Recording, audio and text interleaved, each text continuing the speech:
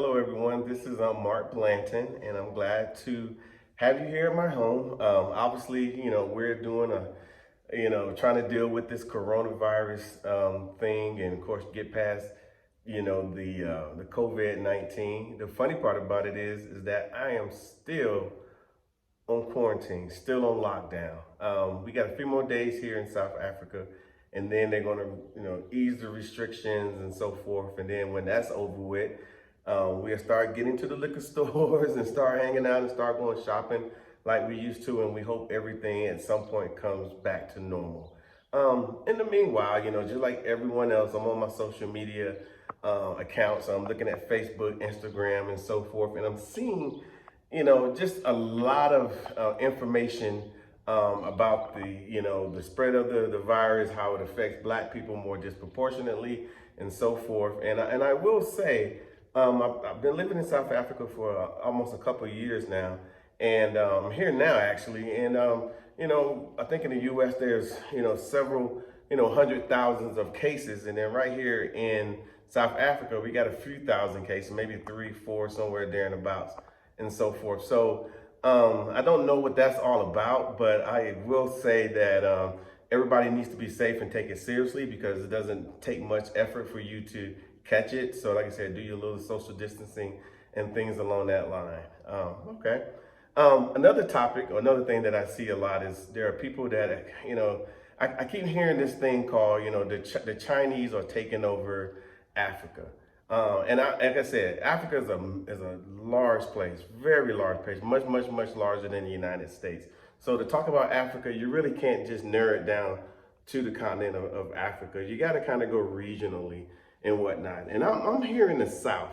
Now, here in the South is I'm sure it's a lot different in the North or the East or the West. Everywhere is different. I would say I live in Johannesburg, and this is one of the most metropolitan areas that I've ever been. I've traveled a lot of places. When I was in the military for all those years, I got an opportunity to go through Europe and so forth. And then even when I was U.S. Secret Service for an extended period of time, I got a chance to travel a lot of places as well. Get a chance to see a different stuff, different perspective. And I would say this, when it comes to, being here, and it's weird because most of the commentary I get come from African Americans. They shouldn't do this. They shouldn't get involved with China. And in some ways, I agree. As you see my Muhammad Ali shirt, I'm a fan forever. But here's one other take that you can add to all the takes that you have. I understand America, in the way America is set up, that China is not is not the preferred place. In some ways, they're the enemy. In a lot of ways, and some of this stuff goes back historically, and I get it. Trust me, I've seen all the documentaries, I've read all the texts, I've read a lot of books on these types of things, and so when I was in America, I kind of understood exactly where they were coming from. They were the bad people, and in every story, America's the good people. I get it. I'm a good person. You are too, and we all are as citizens of America. But this is something, when I'm here and I see all the, inadequacies here, every country, especially European countries, want to take what they have here. People want to come here and they want to take, but they're not willing to give. Right now, from what I see here in the southern portion of Africa, the Chinese are expanding. They are coming in, they're doing deals. They are helping the Africans do a lot of things. They do a lot of stuff here. And when you look at it from an American perspective, you say, well, why don't they work with America? Trust me, they do work with America. Unfortunately, from hanging out in Santon City, hanging out, talking to people at some of the nicer places here, they all say the same thing. It's too many strings to even work with America, and so forth. And it's easier, and overall, it makes more sense for them to work with the Chinese. When I'm in Santon City, they have a big building. It's basically a Chinese bank, so they can fund all their efforts to come to South Africa. Now, keep in mind, it all comes with a cost, and they're not just letting them come in and do whatever they want. It's over a period of time. And one of the things, obviously, if you don't know, I'm in the tourism business here in South Africa. Before I was here, I was in Washington, D.C. metropolitan area, Northern Virginia, and I was in business there too for 10 years. With totally different business, but business is business. And we can have a long conversation about that at some point. But I will tell you this. If they're coming in to do business here, don't be sitting here saying, oh, well, they shouldn't take their money. I would say this, from the tourism perspective, and I'm just gonna, like I said initially, most of the emails I get are from African Americans.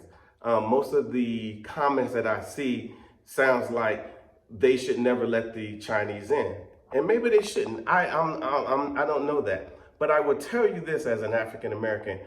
When we go out here and we spend $63 billion, $63 billion every year, just in going to travel inside the United States, that's money that stays in the U.S. and it doesn't really go to our hands, and you know it. When we go to all these foreign countries, Mexicans they are not giving you a stimulus package. They're not doing anything. I can think of most of the Caribbean countries are not even owned by the U.S. So that money goes back to the crown. So my point is, we go to work, we bust our tail, and we're all Afrocentric or African-centric. We even got African Americans in our title, African. We should be spending a little bit more time here. Now, let me explain something to you. The Chinese have been coming here for years. Every summer here, I see buses and buses and buses of Chinese coming to Africa. They visit, they like it. They're like, the weather's good, the people are nice to them, because most South Africans are absolutely awesome. They just are. So what I'm trying to say to you is this, they come and spend money, we don't. And if we do come spend money, we feel like we should get it for free or get it cheap. No, they go through a lot of effort, these South Africans. And I can say this off the top, to build this tourism infrastructure is massive. It's massive. They spend a lot of money. And secretly we talk simply because hey, how can we get the African Americans to come? They don't come. We got a lot of Europeans coming here. Europeans come here all the time. And then they find a way to start a business, which isn't really that hard here. And then they end up staying. And then they have family here. And then they are white, particularly, or Caucasian, and they're African at the same time. So let's look at it like this. If we were coming here just as a tourist, at the end of the day, I can tell you this, the people would absolutely love it. They want to see us, but that's not even that. We're actually coming here and we're spending money and we're getting, equitable goods and services, if not better than what you get in some of these other foreign countries. So I would suggest if you want to, stop hearing, how can I say it? Oh, the Chinese are coming here and they're buying Africa. Then I would tell you, let's start spending our tourism dollars here. That is the first thing that we should be doing. Coming here, visiting, and you'll be surprised of what happens next and what happens next. Now, this isn't a plea for you to leave America. That's silly. It really is. It's not a plea. It's just saying that when you think about your tourism dollar, come to Africa. You do not have to come to South Africa. I don't care where you go in Africa. They will appreciate it. So when you get on the plane, this is the funniest part. When you get on a plane coming to South Africa, and it normally lands somewhere either in Europe or it lands in Northern Africa, and then you get on the plane and you fly all the way down south. And it's a long flight. I'm not even on the front. It's a very long flight. So worth it though. Now, what happens next is amazing. You get on the plane, you're like, okay, you think a whole bunch of Africans getting on the plane, a whole bunch of black people. Nope. 80% of the plane is Europeans.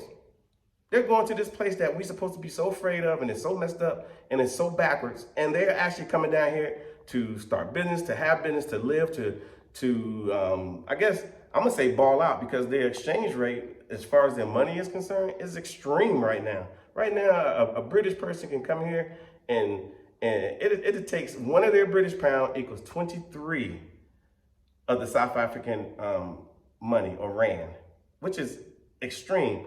the US dollar is 19 to 1. When I first came here, it was just under 10.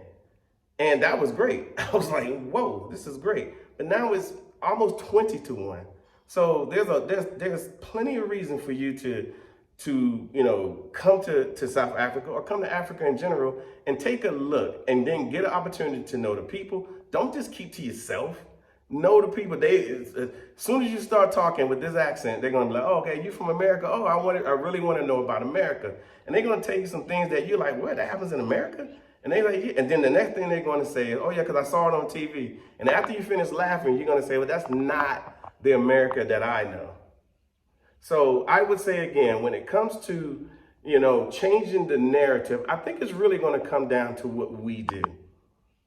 And that's why I believe the tourism bureaus and so forth, trust me, I talk to them on a regular basis, are looking to expand their reach into America. And it's not like what you think, oh, they just want our money. Well, you're already giving your money away to everyone else. Why not come to Africa and at the end of the day get something? Now, this is the last part of this. When you see the Chinese and they're here doing what they do, opening their banks, starting their business, it's because for a few years they've been coming here and they've been investing. And investing means that they came here as a tourist. They brought this much money and they left that much money. And the economy here needs it. The gross national product here, 10% of that comes from tourism. 10%, that's a lot. So it's extremely important. So they have done what they needed to do, and for them to get resident visas and things along that line, and what they have a thing here called Home Affairs. They have literally relaxed the restrictions because they see that these guys come here on a regular basis, and then on top of that, they come to buy property, they come to invest, things along that line. Okay, now there's a lot of things here you can unpack, and you can tear me down and say, oh, well, you just don't know. Well, okay, fine, you can say what you want to say, and I may agree or I might disagree, but it's hard to disagree with me when I'm standing right here doing exactly what I'm saying. I'm literally doing exactly what I'm saying. And it's very difficult for myself or my wife sometimes to sit back and just watch what's going on in the U.S. via the news, obviously social media and things along that line, when the reality is it just doesn't have to be that way, and so forth. And most Africans, they see our news you never see their news. And it's kind of funny, but our news is on the radio. Anything happen, it's on TV, all these types of things. So think about that. They know a lot what's going on in the U.S. Maybe not the proper spin, because keep in mind, we don't own enough, media outlets for them to even know what goes on. But at the end of the day, I think we have an opportunity here as African Americans and Black people around the world to at least say, you know what, let's start spending time in these resorts. Let's start spending time in these beautiful hotels, and then on top of that, the casinos and just meeting the people. And of course, man, the best thing about this dang place, outside the weather and the people, is the food. Come here, lose about 5 pounds before you leave, maybe 10, and then come down here, eat until you can't eat no more. And that's all I will suggest. So, but if you have any questions, obviously, you can reach out to me. I'm here and whatnot. But like I said, I know there's a fear about coming here, but unfortunately, that fear is in a lot of ways unwarranted. So until next time, I'll talk to you later.